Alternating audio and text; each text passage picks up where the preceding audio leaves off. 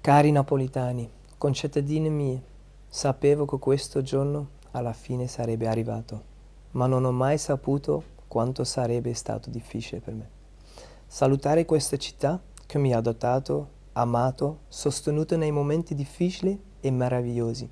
I record e le vittorie saranno nei libri, ma le persone e la città rimarranno per sempre nel mio cuore. Sono molto orgoglioso che il mio figlio Ciro sia nato a Napoli e quando andrà in giro per il mondo sarà sempre un napoletano. Io non sono nato qua come lui, ma per 9 anni Napoli è stata la terra mia e sappiamo tutti che la città è diventata parte del mio sangue. Per questo ho deciso di tenere la mia casa sul golfo, così posso ritornare il più possibile.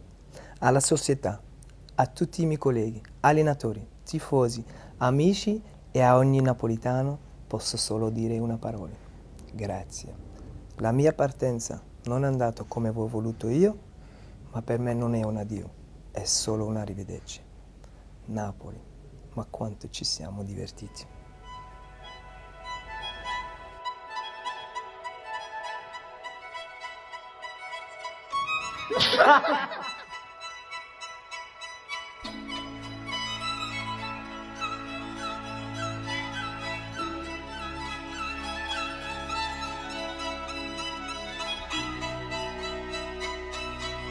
Mertens, ora di rigore, Mertens il sinistro!